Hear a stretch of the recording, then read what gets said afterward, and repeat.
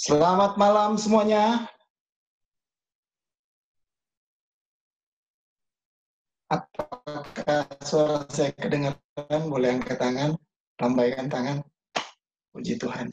Saya bersyukur malam ini sepertinya, wah, ada sahabat dari jemaat Getsemani Batu Kajang, Pak Medi Sayo, selamat malam. Kita tadi baru selesai, jadi karena perbedaan waktu, jemaat Batu Kajang sudah menyelesaikan ibadahnya terlebih dahulu, baru kita pindah ke sini. Jadi terima kasih Pak Ketua, Pak Medi yang sudah bersama-sama dengan kita pada malam hari ini. Bersyukur. Baik saudara-saudara sekalian, sebenarnya ketika diminta untuk membawakan renungan firman Tuhan, saya tidak akan kesulitan atau tidak akan menolak karena memang renungan ini sudah pernah saya buat, namun karena keterbatasan koneksi kemarin sampai kita tidak bisa mendengarkan secara full renungan yang saya bawakan dan akhirnya digantikan oleh Bapak Pendeta. Baik saudara-saudara sekalian, sebelum kita mendengarkan sebagian dari firman Tuhan, kita tunduk kepala dan kita berdoa. Ya Tuhan, Allah Bapa kami di surga, Allah yang kami sembah siang dan malam. Terima kasih Tuhan atas kesempatan yang indah lagi yang Kau berikan bagi kami untuk boleh bertemu lewat aplikasi ini Tuhan, di mana kami boleh saling bertatap muka walaupun jarak kami berjauhan. Namun kami yakin dan percaya dimanapun kami berada, Roh Tuhan akan selalu mendampingi kami. Biarlah firman Tuhan yang akan kami dengarkan pada malam hari ini boleh memberikan kekuatan iman kepada kami semua. Ampuni salah dosa kami, dalam nama Yesus kami sudah berdoa. Amin. Ya, baik saudara-saudara, sepertinya judulnya tidak akan berubah. Nah, judul pembahasan renungan firman Tuhan pada malam hari ini, When Jesus In. Kemarin kan When Jesus In the Family. Nah, ini When Jesus In. Saya sangat senang ketika saat ini boleh bertemu dengan saudara-saudara sekalian walaupun keterbatasan. Namun setiap kali saya memandang monitor Zoom ini, yang selalu ada di kepala saya yaitu Corona. Jadi susah bagi saya atau sedih sepertinya ya, kalau seandainya kita bertemu lewat aplikasi seperti ini, kita hanya bisa memandang handphone maupun memandang laptop, dan kita tidak bertemu secara langsung. Ini merupakan suatu perasaan yang sepertinya ada yang kurang di dalam peribadatan kita. Namun puji Tuhan, dengan teknologi yang ada, Tuhan sudah bisa memberikan kepada kita hikmat, akal budi, supaya kita boleh memanfaatkan teknologi secara benar. Dan puji Tuhan, pada malam hari ini menjadi kenyataan. Saya bisa bersama-sama dengan saudara-saudara. Saudara-saudara sekalian, mungkin kalau lihat di layar saudara-saudara handphone yang kotak-kotak terpisah, mungkin materi yang saya bawakan ini ada ayat-ayatnya dan saya sudah jadikan itu sebagai latar belakang. Jadi kalau saudara-saudara bisa pindah ke layar utama, layar pembicara, jadi hanya layar yang berbicara saja yang terdengar, mungkin akan lebih mudah saudara-saudara bisa membaca ayatnya daripada saudara memandang layar-layar yang kecil, hanya memandang saudara-saudara yang mungkin jalan-jalan atau lagi kemana gitu. Jadi kalau saudara-saudara bisa pindah ke layar utama akan lebih baik. Baik, When Jesus In. Situasi saat ini saya lihat lebih ringan, bukan lebih ringan apa, karena saya melihat wajah-wajah saudara dibandingkan dengan minggu-minggu awal ketika corona ini menghantam, ada semacam kekhawatiran yang besar yang bisa saya lihat di wajah saudara-saudara. Dan setiap kali informasi atau berita disampaikan, sepertinya ada ketakutan yang luar biasa yang bisa saya lihat di situ. Bayangkan saudara-saudara, Indonesia kena pasien 01, 02, 03 aja kita sudah khawatir. Bisa kelihatan ketika kita bertemu di udara, ada rasa khawatir ketika itu. Namun sekarang saudara-saudara, setelah saya lihat lagi datanya, sekarang yang sudah terinfeksi itu sudah 5.100 yang di Indonesia. Tapi yang kita lihat saat ini, kita masih bisa menikmati kan ibadah dengan wajah yang ceria, dengan senang hati karena kita bertemu. Dan saya yakin dan percaya bahwa saudara-saudara sekalian sudah lebih siap menghadapi apa yang terjadi saat ini. Banyak informasi yang sudah kita pelajari, ya, informasi kesehatan, apapun yang bisa kita gunakan sebagai referensi dalam rangka menghadapi akan COVID-19 ini. Jadi saya lihat suasananya agak berbeda dengan minggu-minggu sebelumnya. Memang saudara-saudara, saat ini situasi sangat mencekam. Namun saya merasa bahwa sebagai umat Tuhan, tidak ada yang perlu kita khawatirkan. Walaupun kekhawatiran sebagai manusia biasa itu lumrah dan wajar, namun banyak sekali renungan, khotbah firman Tuhan yang kita sudah dengarkan akhir-akhir ini yang memberikan kekuatan ketika kita akan menghadapi akan virus COVID-19 ini. Namun saudara-saudara, sebagai warga negara yang baik, kita harus juga mentaati dan menuruti apa yang pemerintah sudah sarankan atau pemerintah sudah anjurkan kepada kita dengan situasi kondisi yang sudah ditetapkan oleh pemerintah bahwa saat ini sudah merupakan darurat kesehatan, saudara-saudara. Jadi ini merupakan situasi yang sangat pelik bagi pemerintah itu sendiri. Namun satu anjuran pemerintah bagi kita semua hanya satu, stay at home. Hanya itu. Baru sekarang kita semua tidur-tiduran, makan, berkumpul dengan keluarga, itu sangat berguna bagi nusa dan bangsa. Jadi lakukanlah itu. Itu merupakan suatu hal yang terbaik. Berdiam jauh di rumah. Saya yakin dan percaya, ini anjuran yang semua orang bisa lakukan. Semua orang bisa melakukan hal tersebut kalau kita semua ada di rumah. Kita ada di rumah. Kalau kita ada di rumah. Jadi saudara-saudara sekalian, kalau kita menuruti apa yang disarankan oleh pemerintah dan dengan bantuan Tuhan melalui segala doa dan permohonan kita, saya yakin dan percaya, kita semua akan terhindar dari malapetaka ini. Baik saudara-saudara, yang menarik atau yang menjadi pemikiran saya, adakah dampak atau adakah perubahan ketika kita semua satu keluarga berkumpul bersama-sama untuk jangka waktu yang panjang? Kalau kita dalam kehidupan normal sehari-hari, saya yakin dan percaya itu merupakan suatu hal yang tidak mungkin. Karena kita saat ini memiliki waktu yang lebih banyak bersama-sama dengan keluarga. Jadi pertanyaan dalam hati saya, walaupun saya terpisah dengan keluarga yang mungkin menonton juga saat ini, adakah perubahan yang terjadi? Itu yang jadi pertanyaan. Perubahannya apa? Perubahan positif atau perubahan negatif yang terjadi? Nah, itu yang jadi pertanyaannya. Dalam beberapa waktu ini, saya banyak mendengar bahwa banyak perubahan yang terjadi.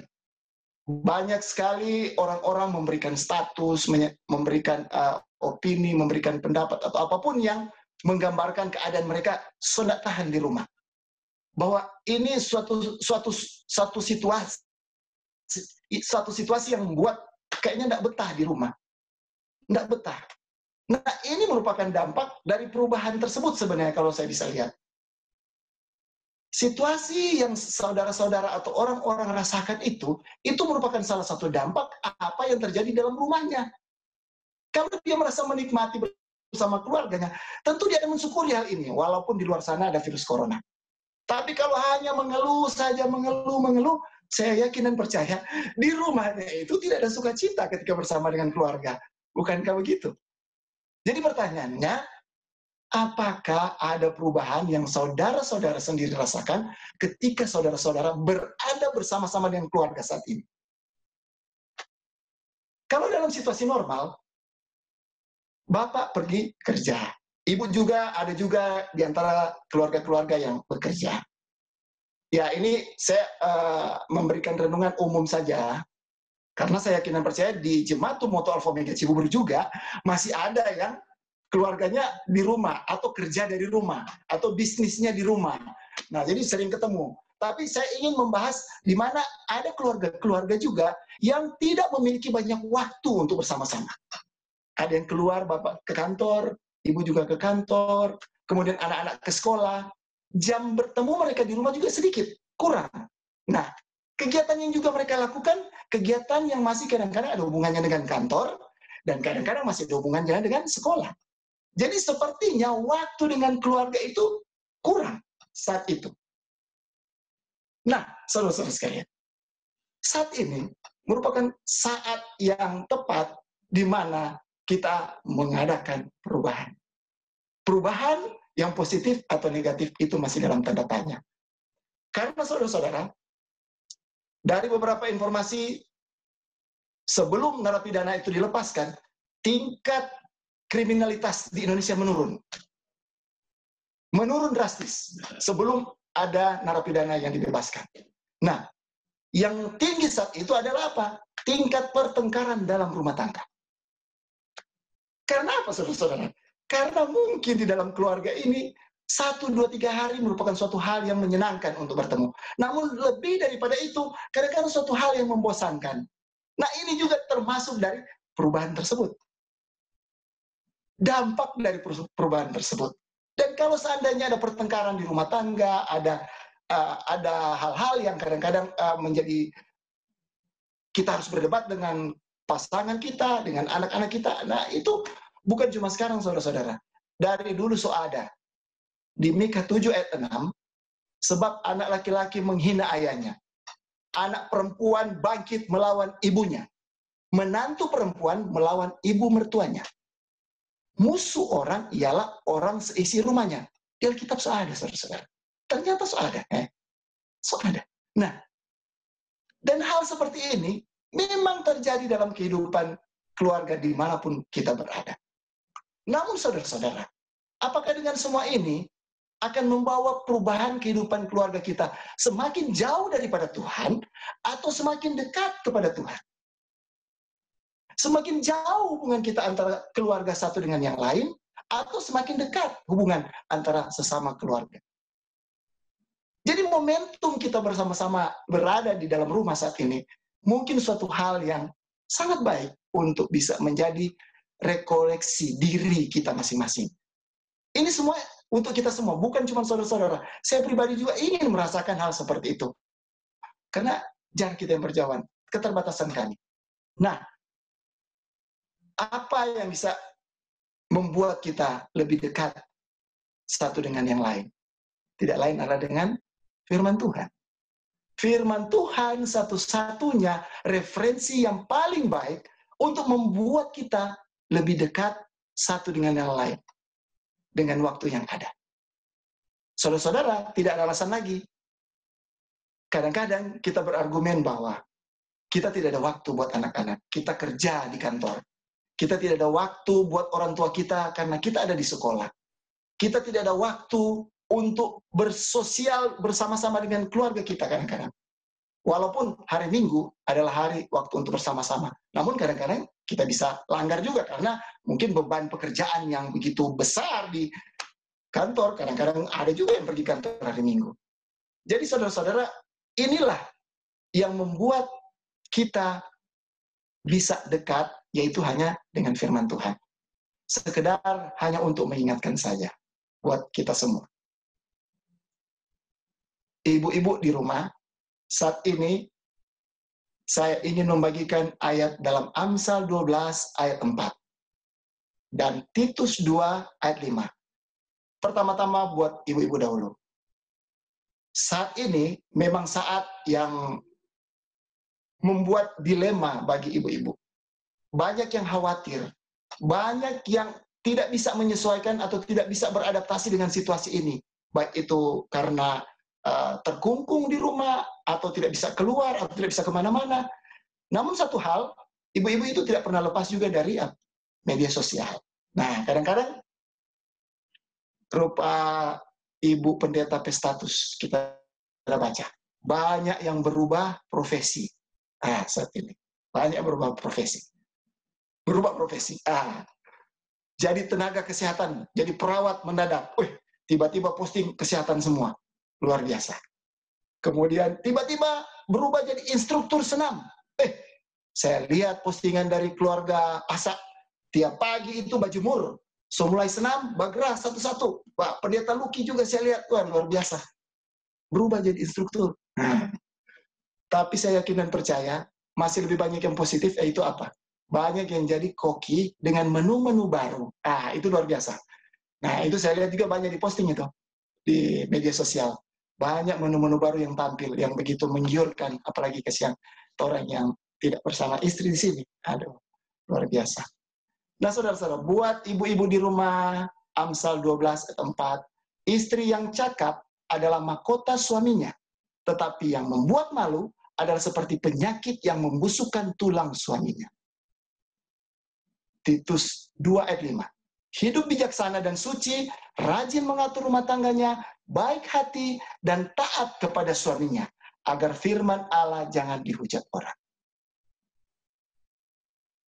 Luar biasa ayat-ayat ini.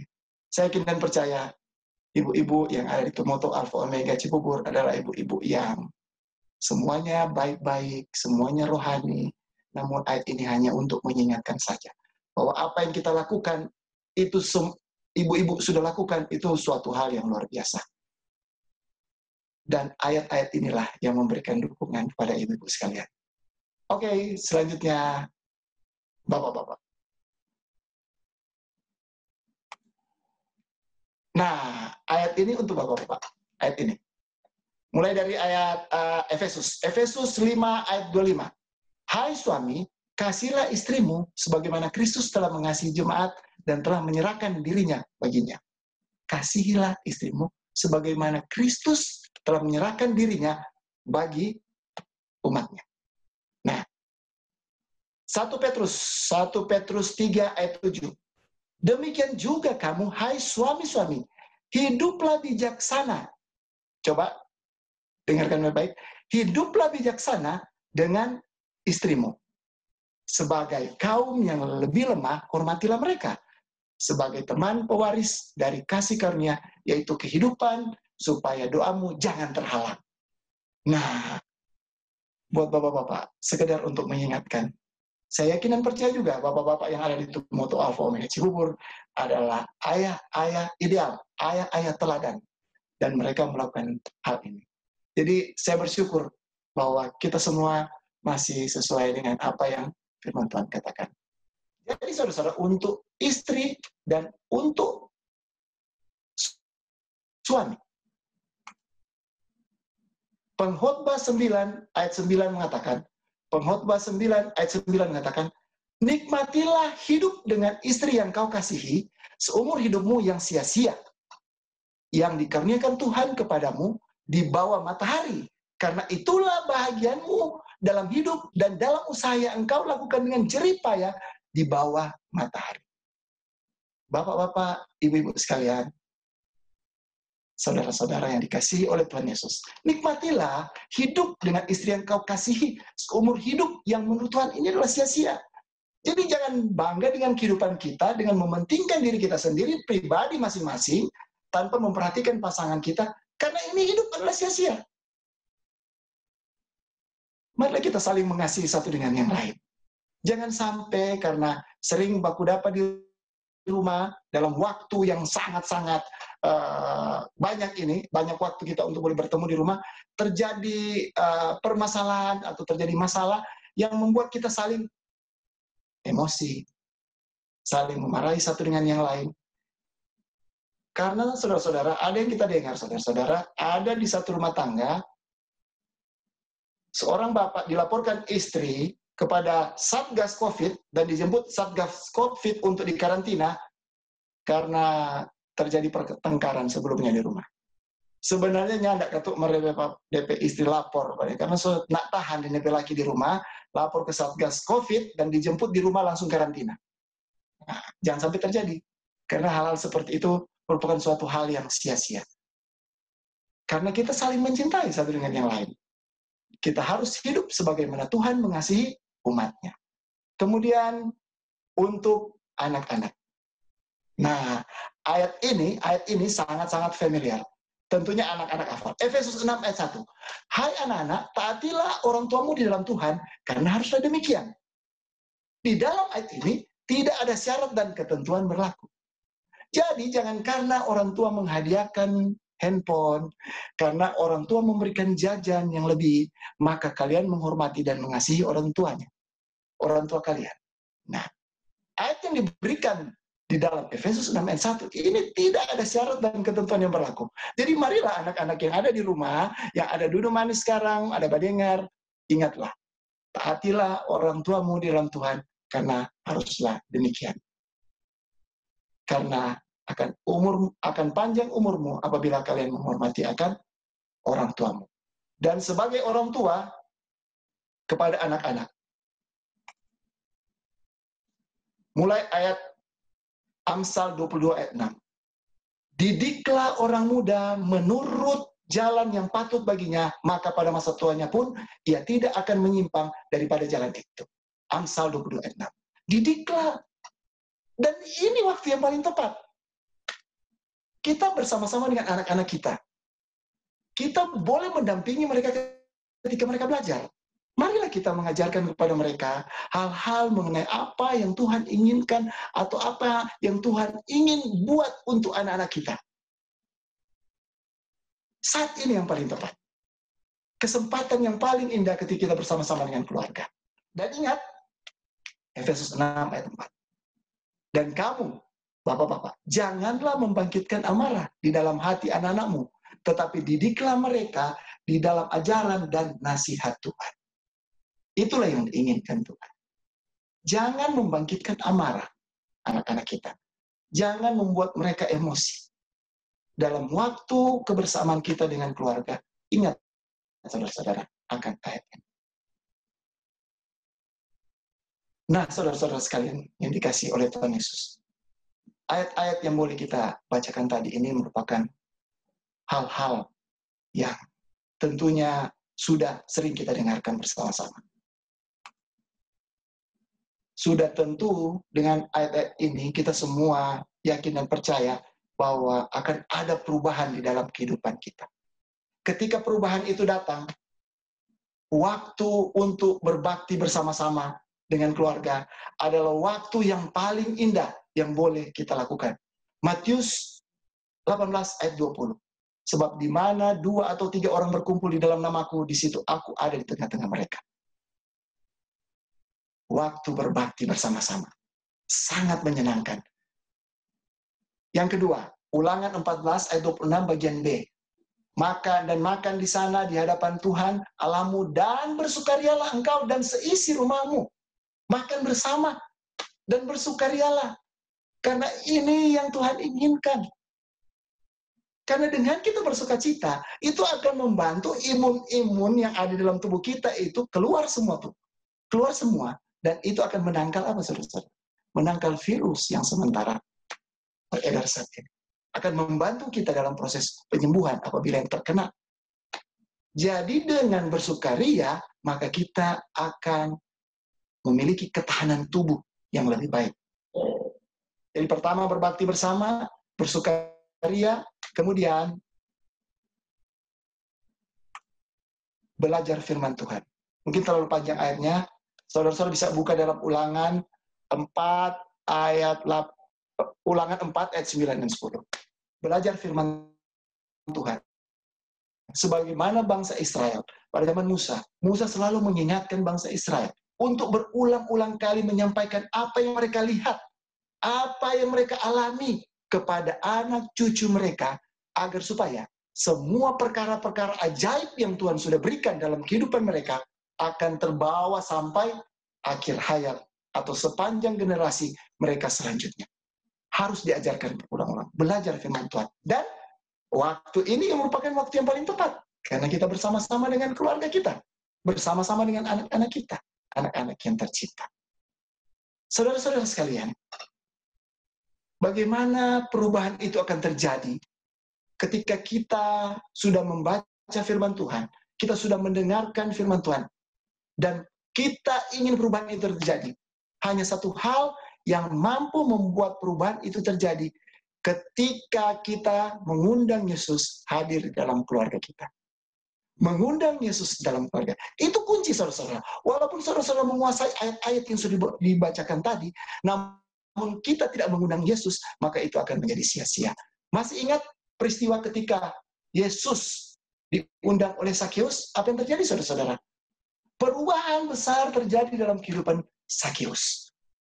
Dia berubah total karena Yesus mengunjungi rumahnya.